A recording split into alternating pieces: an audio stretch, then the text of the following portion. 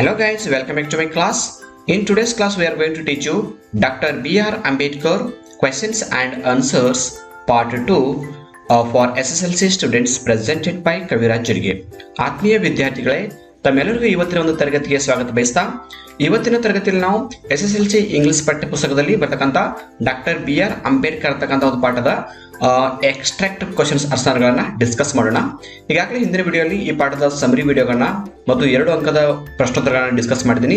ಆ ವಿಡಿಯೋಗಳನ್ನ ನೋಡ್ಬೇಕಂದ್ರೆ ಅದರ ಲಿಂಕ್ ಅನ್ನ ಈ ವಿಡಿಯೋ ಕೆಳಗಡೆ ಇರತಕ್ಕಂಥ ಡಿಸ್ಕ್ರಿಪ್ಷನ್ ಬಾಕ್ಸ್ ಅಲ್ಲಿ ಲಿಂಕ್ ಅನ್ನ ಕೊಟ್ಟಿರ್ತೀನಿ, ನೋಡಬಹುದು. ಸೊ ಇವತ್ತಿನ ಒಂದು ಪಾಠದಲ್ಲಿ ನಾವು ಇಂಪಾರ್ಟೆಂಟ್ ಆದಂತ ಎಕ್ಸ್ಟ್ರಾಕ್ಟ್ ಪ್ರಶ್ನೆಗಳನ್ನ ಅದೇ 3 ಅಂಕದ ಪ್ರಶ್ನೆಗಳನ್ನ ಡಿಸ್ಕಸ್ ಮಾಡೋಣ. So let start the class. ಯಾವ ತರ ಎಕ್ಸಾಮ್ ಪ್ರಶ್ನೆ ಕೇಳ್ತಾರೆ ಅಂದರೆ read the following extracts and answer the questions that follow ಅಂತ. ಅಂದ್ರೆ ಕೆಳಗೆ ಕೊಟ್ಟಂತ ಎಕ್ಸ್ಟ್ರಾಕ್ಟ್ ಕ್ವೆಶ್ಚನ್ಸ್ ಅನ್ನು ಓದ್ಕೊಳ್ಳಿ, ಅದರ ಕೆಳಗಡೆ ಇರ್ತಕ್ಕಂಥ ಪ್ರಶ್ನೆಗಳಿಗೆ ಉತ್ತರಿಸಿ ಅಂತ ನಿಮಗೆ 3 ಅಂಕದ ಪ್ರಶ್ನೆಯಾಗಿ ಕೇಳ್ತಾರೆ. ಸೊ ಪ್ರಶ್ನೆ ಯಾವ ತರ ಕೇಳ್ತಾರೆ ಅಂದ್ರೆ ನೋಡಿ, question number 1, I have no doubt whether we agree with him or not in many matter that perseverance. So ಇಲ್ಲಿ ಪರ್ಸಿವರೆನ್ಸ್ ಅಂದ್ರೇನು, ಛಲ ಅಥವಾ ನಿರಂತರವಾದ ಪ್ರಯತ್ನ ಅಂತ ಹೇಳ್ತೀವಿ. ಅಂದ್ರೆ ನಾವು ಅವರನ್ನ ಒಪ್ಕೋಬಹುದು ಅಥವಾ ಒಪ್ಕೊಳ್ಳಿಕ್ಕೆ ಇಲ್ಲ, ಬಟ್ ಅವರ ಒಂದು ಛಲವನ್ನ ನಾವು ಮರೆಯೋಕ್ಕಾಗಲ್ಲ ಅಂತ. ಸೊ ಈಗ ಪ್ರಶ್ನೆ ನೋಡೋಣ, ಹೂ ಸೆಡ್ ದಿಸ್. ಸೊ ಈ ಮಾತನ್ನ ಯಾರು ಹೇಳಿದ್ರು ಅಂತ ಇದೆ. ಜವಾಹರ್ಲಾಲ್ ನೆಹರು ಅವರು ಈ ಮಾತನ್ನ ಹೇಳಿದ್ರು. Question B, who does him refer to. So ಇಲ್ಲಿ ಮೇಲೆ ಕೊಟ್ಟಂತ ಸೆಂಟೆನ್ಸ್ ಅಲ್ಲಿ ಇಲ್ಲಿ ಹಿಮ್ ಅಂತ ಬರೆದಿದ್ದಲ್ಲ. ಸೊ ಇಲ್ಲಿ ಹಿಮ್ ಅಂದ್ರೆ ಯಾರು? Answer doctor B.R. Ambedkar. Next question, when did the speaker say these words. ಈ ಮಾತುಗಳನ್ನ ಸ್ಪೀಕರ್ ಯಾವಾಗ ಹೇಳಿದ್ರು ಅಂತ, ಅಂದ್ರೆ ನೆಹರು ಅವರು ಯಾವಾಗ ಈ ಮಾತುಗಳನ್ನ ಹೇಳಿದ್ರು ಅಂತ. At the time of Ambedkar's death, ಅಂದ್ರೆ ಅಂಬೇಡ್ಕರ್ ಅವರ ನಿಧನಗೊಂಡ ನಂತರ ಸಂತಾಪ ಸೂಚನೆ ಮಾಡುತ್ತಾ ಒಂದು ಸಮಯದಲ್ಲಿ ಈ ಮಾತನ್ನ ಹೇಳ್ತಾರೆ. ಸೊ ಈಗ ಮುಂದಿನ ಕ್ವೆಶನ್ ಹೋಗೋಣ. Question number 2, the who took such an important part in our activities has passed away. So ಇಂಥ ಮಹತ್ವವಾದ ಒಂದು ಸ್ಥಾನವನ್ನು ನಿರ್ವಹಿಸಿದಂಥ ವ್ಯಕ್ತಿ ಇವತ್ತು ನಮ್ಮನ್ನ ಬಿಟ್ಟು ಅಗಲಿದ್ದಾರೆ ಅಂತ ಒಂದು ಸ್ಟೇಟ್ಮೆಂಟ್ ಇದೆ. ಸೊ ಈ ಕ್ವಶನ್ ನೋಡಿ, ಹೂ ಸೆಡ್ ದಿಸ್. ಈ ಮಾತನ್ನ ಯಾರು ಹೇಳಿದ್ರು? Jawaharlal Nehru. Question B, who passed away. ಯಾರು ನಿಧನಗೊಂಡಿದ್ರು? Doctor B.R. Ambedkar. C question, what is the meaning of the phrase passed away. So passed away ಅಂತಕ್ಕಂಥ ಒಂದು ಫ್ರೇಸಲ್ ವರ್ಬ್ದು ಮೀನಿಂಗ್ ಕೇಳ್ತಾ ಇದ್ದಾರೆ. ಇಟ್ ಮೀನ್ಸ್ ಡೆಡ್, ಅಂದ್ರೆ ಸಾವು ಅಂತ ಅರ್ಥ ಕೊಡುತ್ತೆ. ಪಾಸ್ಡ್ ಅವೇ ಅಂದ್ರೆ ಸಾವು.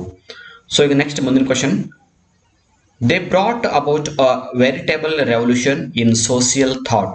ಸಾಮಾಜಿಕ ಒಂದು ವಿಚಾರಗಳಲ್ಲಿ ಅವರು ಪ್ರಬಲವಾದ ಕ್ರಾಂತಿಯನ್ನ ತಂದರು. ಸೊ ಈಗ ನಾವು ಕ್ವಶನ್ಸ್ ನೋಡೋಣ. Question A, who are they. They ಅಂದ್ರೆ ಯಾರು ಅಂತ ಕೇಳಿದ್ದಾರೆ. So they refer to doctor Ambedkar and Mahatma Gandhi.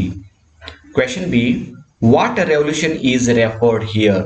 So ಯಾವ ಕ್ರಾಂತಿ ಬಗ್ಗೆ ಇಲ್ಲಿ ಅವರು ಮಾತಾಡ್ತಿದ್ದಾರೆ ಅಂತ.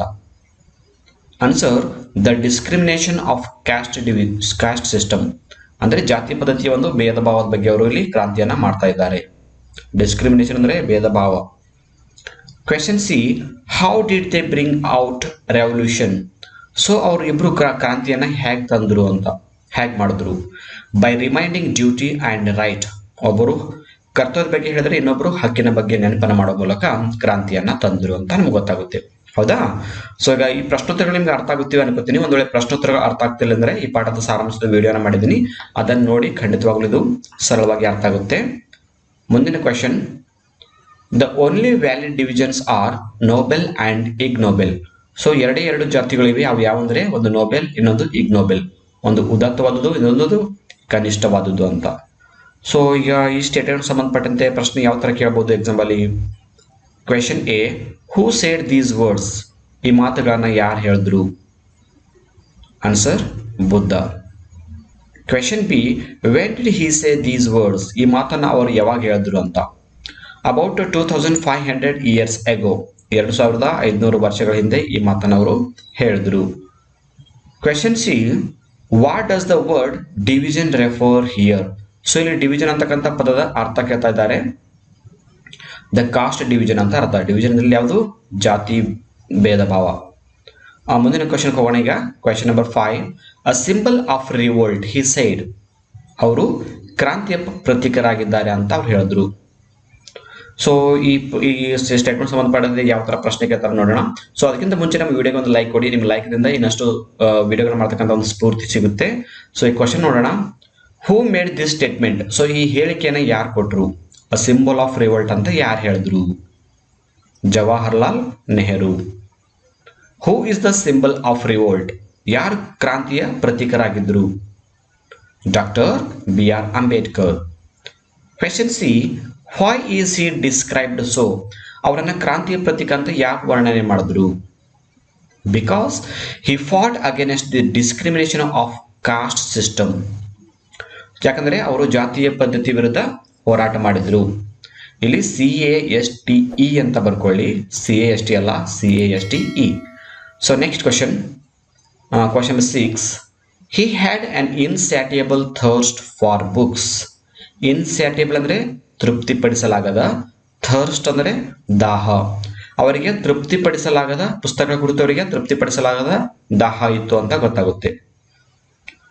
Question A, who is he referred here? ಇಲ್ಲಿ ಹಿ ಅಂದ್ರೆ ಯಾರು? Answer doctor B R Ambedkar. Question B, how can you say that he had an insatiable thirst for books? ಅವರಿಗೆ ಪುಸ್ತಕ ಕುರಿತು ತೃಪ್ತಿಪಡಿಸಲ ದಾಹ ಇತ್ತು ಅಂತ ನೀವು ಹೇಗೆ ಹೇಳ್ತೀರಾ? By curtailing his daily needs, he bought many books. ಕರ್ಟೇಲಿಂಗ್ ಅಂದ್ರೇನು? ಮೊಟಕುಗೊಳಿಸು. ಅಂದ್ರೆ ತಮ್ಮ ದಿನನಿತ್ಯದ ಖರ್ಚನ್ನ ಮೊಟಕುಗೊಳಿಸಿ ಅವರು ಅಂದ್ರೆ ಸೇವ್ ಮಾಡಿ ಪುಸ್ತಕಗಳನ್ನ ಖರೀದಿ ಮಾಡ್ತಾ ಇದ್ರು. Question C, what does insatiable mean in the context? ಅಂದ್ರೆ ಇಲ್ಲಿ ಇನ್ಸ್ಯಾಟಿಯಬಲ್ ಅಂತಕ್ಕಂಥ ಪದದ ಅರ್ಥ ಏನು ಅಂತ ಕೇಳ್ತಾ ಇದ್ದಾರೆ. Insatiable means to cut down. Cut down ಅಂದ್ರೆ ಸೇವ್ ಮಾಡೋದು ಅಥವಾ ಮೊಟಕುಗೊಳಿಸೋದು ಅಂತ ಅರ್ಥ. ಮುಂದಿನ ಕ್ವಶನ್ ಹೋಗೋಣ ಈಗ. Question number 7. He was a voracious reader. ಅವರು ನಿರಂತರ ಓದುಗರಾಗಿದ್ದರು. ವೊರಾಸಿಯಸ್ ಅಂದ್ರೇನು? ನಿರಂತರ. Who does he refer to? ಇಲ್ಲಿ ಹಿ ಅಂದ್ರೆ ಯಾರು? He refers to Dr. B.R. Ambedkar. Question B. How long was he a voracious reader? ಎಷ್ಟು ನಿರಂತರ ಓದುಗರಾಗಿದ್ರು ಅಂತ ಅಂದ್ರೆ ಎಷ್ಟು ತನಕ ಅವರು ಓದ್ತಾ ಇದ್ರು? He was a voracious reader throughout his life.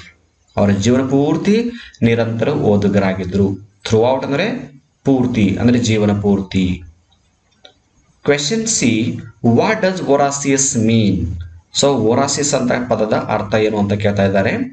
ವೊರಾಸಿಯಸ್ means very eager for knowledge. ಜ್ಞಾನದ ಕುರಿತು ಬಹಳ ಕುತೂಹಲ ಇರೋರನ್ನ ನಾವು ವೊರಾಸಿಯಸ್ ಅಂತ ಕರಿತೀವಿ. ನೆಕ್ಸ್ಟ್ ನೋಡೋಣ. Doctor Ambedkar had a clear perception of the mutuality of the 3 pillars of the state. ಅಂದ್ರೆ ಅಂಬೇಡ್ಕರ್ ಅವರು ರಾಜ್ಯದ 3 ಅಂಗಗಳ ಬಗ್ಗೆ ಒಂದು ಸ್ಪಷ್ಟವಾದ ಪರಿಕಲ್ಪನೆ ಇತ್ತು. ಸೊ ಈ ಸ್ಟೇಟ್ಮೆಂಟ್ ಸಂಬಂಧಪಟ್ಟಂತೆ ಪ್ರಶ್ನೆ ನೋಡೋಣ. A, which are the 3 pillars of the state? ರಾಜ್ಯದ 3 ಅಂಗಗಳು ಯಾವುವು? Legislature, the executive and the judiciary. Legislature ಅಂದರೆ ಶಾಸಕಾಂಗ, ಎಕ್ಸಿಕ್ಯೂಟಿವ್ ಅಂದರೆ ಕಾರ್ಯಾಂಗ, ಜುಡಿಷಿಯರಿ ಅಂದರೆ ನ್ಯಾಯಾಂಗ. ಶಾಸಕಾಂಗ, ಕಾರ್ಯಾಂಗ ಮತ್ತು ನ್ಯಾಯಾಂಗ. Next, how according to Ambedkar the jurisdiction of the state should be? ಅಂದ್ರೆ ರಾಜ್ಯದ 3 ಅಂಗಗಳ ಒಂದು ನ್ಯಾಯ ಅಥವಾ ಶಾಸನ ಯಾವ ತರ ಇರಬೇಕು ಅಂತ ಹೇಳ್ತಾ ಇದ್ದಾರೆ ಅಂಬೇಡ್ಕರ್ ಅವರು. It should be clear and untrammelled. ಸ್ಪಷ್ಟವಾಗಿರಬೇಕು ಮತ್ತು ಯಾವುದೇ ಅಡಚಣೆ ಆಗ್ತಕ್ಕಂಥದ್ದು ಇರಬಾರ್ದು. ಅನ್ಟ್ರಾಮೆಲ್ಡ್ ಅಂದ್ರೆ ಅಡಚಣೆ ಆಗಬಾರ್ದು ಅಂತ. Question C, what does perception mean in the context? So ಇಲ್ಲಿ ಪರ್ಸೆಪ್ಷನ್ಸ್ ಅಂದ್ರೆ ಒಂದು ಪದದ ಅರ್ಥ ಏನು ಅಂತ ಕೇಳ್ತಿದ್ದಾರೆ. ಪರ್ಸೆಪ್ಷನ್ ಅಂದ್ರೆ ability to see, hear and understand. ಅಂದ್ರೆ ನೋಡ್ತಕ್ಕಂಥ ಸಾಮರ್ಥ್ಯ, ಕೇಳ್ತಕ್ಕಂಥ ಸಾಮರ್ಥ್ಯ ಮತ್ತು ತಿಳ್ಕೊಳ್ತಕ್ಕಂಥ ಒಂದು ಸಾಮರ್ಥ್ಯವನ್ನು ನಾವು ಪರ್ಸೆಪ್ಷನ್ ಅಂತ ಕರಿತೀವಿ.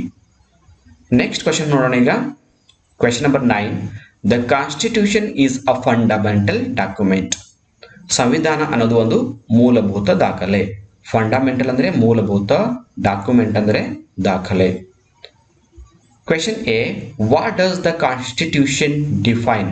ಸಂವಿಧಾನ ಏನನ್ನು ಅರ್ಥೈಸುತ್ತದೆ? ಡಿಫೈನ್ ಅಂದ್ರೇನು? ಅರ್ಥೈಸು. It defines the position and power of the 3 pillars of the state. So ಸಂವಿಧಾನ ಯಾವುದನ್ನ ಅರ್ಥೈಸುತ್ತೆ ಅಂದ್ರೆ ರಾಜ್ಯದ 3 ಅಂಗಗಳ ಅಧಿಕಾರ ಮತ್ತು ಅಂತಸ್ತನ್ನ ಪ್ರತಿನಿಧಿಸುತ್ತೆ. ಪೊಸಿಷನ್ ಅಂದ್ರೆ ಅಂತಸ್ತು, ಪವರ್ ಅಂದ್ರೆ ಅಧಿಕಾರ.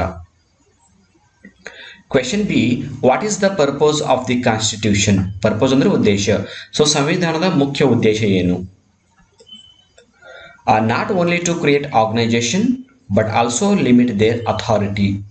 ಅಂದರೆ ರಾಜ್ಯದ 3 ಅಂಗಗಳನ್ನು ರಚನೆ ಮಾಡೋದು ಅಷ್ಟೇ ಅಲ್ಲದೆ ಆ 3 ಅಂಗಗಳ ಮೇಲೆ ನಿಯಂತ್ರಣವನ್ನು ಹೇರೋದು.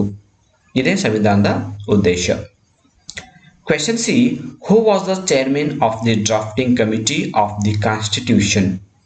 ಡ್ರಾಫ್ಟಿಂಗ್ ಕಮಿಟಿ ಅಂದರೆ ಕರಡು ರಚನಾ ಸಮಿತಿ ಅಥವಾ ಸಭೆ. ಸೊ ಇಲ್ಲಿ ಯಾರು ಚೇರ್ಮನ್ ಇದ್ರು ಡ್ರಾಫ್ಟಿಂಗ್ ಕಮಿಟಿದು ಅಂತ ಕೇಳ್ತಾ ಇದ್ದಾರೆ. ಅಂದ್ರೆ ಕರಡು ರಚನಾ ಸಮಿತಿಯ ಅಧ್ಯಕ್ಷರು ಯಾರಾಗಿದ್ರು ಅಂತ? Doctor BR Ambedkar. ಸೊ ಮುಂದಿನ ಕ್ವಶನ್ ಹೋಗೋಣ. ಈಗ question number 10, he raised brick by brick. ಅಂದ್ರೆ ಅವರು ಹಂತ ಹಂತವಾಗಿ ಅದನ್ನ ಬೆಳೆಸಿದ್ರು, ಅಭಿವೃದ್ಧಿಪಡಿಸಿದ್ರು ಅಂತ. Question A, who raised brick by brick? ಹಂತ ಹಂತವಾಗಿ ಯಾರು ಬೆಳೆಸಿದ್ರು ಅಂತ? That is doctor BR Ambedkar. Question B, what does brick by brick mean? So ಇಲ್ಲಿ ಬ್ರಿಕ್ ಬೈ ಬ್ರಿಕ್ ಅಂತ ಆ ಒಂದು ಫ್ರೇಸಲ್ ವರ್ಬ್ ಅಥವಾ ಪದದ ಒಂದು ಅರ್ಥ ಏನು ಅಂತ ಕೇಳ್ತಾ ಇದ್ದಾರೆ. Step by step or slowly ಅಂತ, ಅಂದ್ರೆ ಹಂತ ಹಂತವಾಗಿ ಮತ್ತು ನಿಧಾನವಾಗಿ ಅಂತ ಅರ್ಥ ಕೊಡುತ್ತೆ. Right. C question, what was raised in the context? So ಯಾವುದನ್ನ ಹಂತ ಹಂತವಾಗಿ ಬೆಳೆಸಿದ್ರು ಅಂತ? ಏನ್ ಬೆಳೆಸಿದ್ರು? ಫಂಡಮೆಂಟಲ್ ರೈಟ್ಸ್ ಅಂದ್ರೆ ಮೂಲಭೂತ ಹಕ್ಕುಗಳು.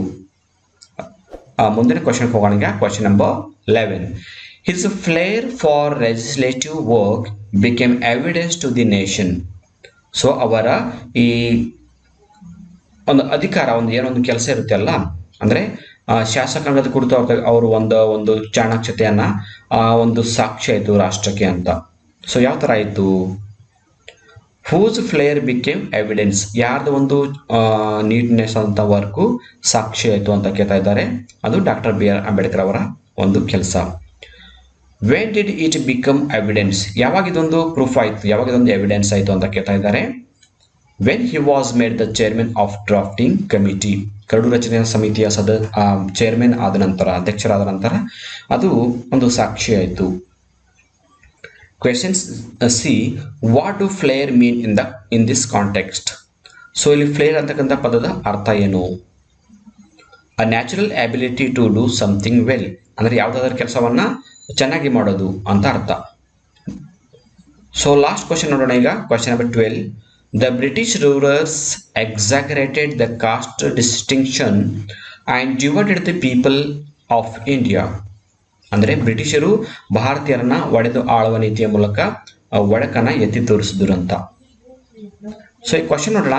What policy did British use to divide India? ಭಾರತವನ್ನ ವಿಭಾಗ ಮಾಡುವ ಸಲುವಾಗಿ ಯಾವ ಒಂದು ಪಾಲಿಸಿಯನ್ನ, ಯಾವ ಒಂದು ನೀತಿಯನ್ನ ಬ್ರಿಟಿಷರು ಅನುಸರಿಸ್ತಾ ಇದ್ರು? ಆನ್ಸರ್, ಡಿವೈಡ್ ಅಂಡ್ ರೂಲ್, ಅಂದ್ರೆ ಒಡೆದು ಆಳುವ ನೀತಿಯನ್ನ ಪಾಲಿಸ್ತಾ ಇದ್ರು. ಡಿವೈಡ್ ಅಂಡ್ ರೂಲ್ ಅಂದ್ರೇನು? ಒಡೆದು ಆಳುವ ನೀತಿ. Question B, why did they adopt? Adopt ಅಂದ್ರೇನು? ಸ್ವೀಕರಿಸಿಕೊಳ್ಳೋದು ಅಥವಾ ಪಾಲಿಸೋದು. ದಿಸ್ ಪಾಲಿಸಿ, ಸೊ ಈ ಪಾಲಿಸಿಯನ್ನು ಅವರು ಯಾಕೆ ಜಾರಿಗೆ ತಂದರು? They wanted to have control over Indians, ಭಾರತೀಯರ ಮೇಲೆ ಹಿಡಿತವನ್ನು ಸಾಧಿಸುವ ಸಲುವಾಗಿ, ಭಾರತೀಯರ ಮೇಲೆ ನಿಯಂತ್ರಣವನ್ನು ಸಾಧಿಸುವ ಸಲುವಾಗಿ ಅವರು ಬಯಸ್ತಾ ಇದ್ರು. ಅದಕ್ಕಾಗಿ ಈ ನೀತಿಯನ್ನು ಅವರು ಜಾರಿಗೆ ತಂದರು. So last question, what is the exaggerate mean? So ಇಲ್ಲಿ ಎಕ್ಸಾಗರೇಟ್ ಅಂತಕ್ಕಂಥ ಪದದ ಅರ್ಥ ಏನು? To describe in a large or greater manner, ಅಂದ್ರೆ ದೊಡ್ಡ ಮಟ್ಟದಲ್ಲಿ ಬಿಂಬಿಸೋದು ಅಂತ ಅರ್ಥ ಆಗುತ್ತೆ. ಸೊ ಇಲ್ಲಿವರೆಗೆ ನಾವು ಡಾಕ್ಟರ್ BR ಅಂಬೇಡ್ಕರ್ ಪಾಠದಿಂದ 12 ಇಂಪಾರ್ಟೆಂಟ್ ಆದಂಥ ಮೋಸ್ಟ್ ಇಂಪಾರ್ಟೆಂಟ್ ಆದಂಥ ಎಕ್ಸ್ಟ್ರಾಕ್ಟ್ ಕ್ವಶನ್ಸ್ಗಳನ್ನ ಡಿಸ್ಕಸ್ ಮಾಡಿದ್ವಿ. ಈ ಪ್ರತಿಯೊಂದು ಪ್ರಶ್ನೋತ್ತರಗಳನ್ನ ನಿಮ್ಮ ನೋಟ್ಬುಕ್ಕಲ್ಲಿ ನೀಟಾಗಿ ಬರ್ಕೊಳ್ಳಿ. ಎಕ್ಸಾಮ್ ಟೈಮಲ್ಲಿ ನಿಮಗೆ ಪ್ರಿಪೇರ್ ಆಗೋಕ್ಕೆ, ಸ್ಟಡಿ ಮಾಡೋಕ್ಕೆ ತುಂಬಾ ಹೆಲ್ಪ್ ಆಗುತ್ತೆ. ಸೊ ಈ ಪಾಠಕ್ಕೆ ಸಂಬಂಧಪಟ್ಟಂತೆ, ಈ ಪ್ರಶ್ನೋತ್ತರಕ್ಕೆ ಸಂಬಂಧಪಟ್ಟಂತೆ ನಿಮ್ಗೆ ಏನಾದರೂ ಡೌಟ್ಸ್ ಇದ್ರೆ ಕಾಮೆಂಟ್ ಬಾಕ್ಸಲ್ಲಿ ನೀವು ಡೌಟ್ಸ್ ಕೂಡ ಕೇಳಬಹುದು. ಮತ್ತು ನಮ್ಮ ವಿಡಿಯೋಗೆ ಒಂದು ಲೈಕ್ ಕೊಡಿ. ಹಾಗೆ ನಮ್ಮ ಚಾನಲ್ಗೆ ಸಬ್ಸ್ಕ್ರೈಬ್ ಆಗಿಲ್ಲ ಅಂದ್ರೆ ಪಕ್ಕದಲ್ಲಿರ್ತಕ್ಕಂಥ ರೆಡ್ ಬೆಲ್ ಐಕಾನ್ ಮೇಲೆ ಕ್ಲಿಕ್ ಮಾಡಿ ಮತ್ತು ನಮ್ಮ ಚಾನಲ್ಗೆ ಸಬ್ಸ್ಕ್ರೈಬ್ ಆಗಿ. ಇದರಿಂದ ನಾನು ಮುಂದೆ ಮಾಡ್ತಕ್ಕಂಥ ಪ್ರತಿಯೊಂದು ವಿಡಿಯೋಗಳ ಒಂದು ನೋಟಿಸ್ ಕೂಡ ತಮಗೆ ಸಿಗುತ್ತೆ ಅಂತ ಹೇಳ್ತಾ ಇವತ್ತಿನ ಈ ಒಂದು ಪಾಠವನ್ನ ಇಲ್ಲಿಗೆ ಮುಗಿಸ್ತಾ ಇದ್ದೀನಿ. So thank you all for watching the video. If you like the video, subscribe to our channel to get more videos. Thank you all.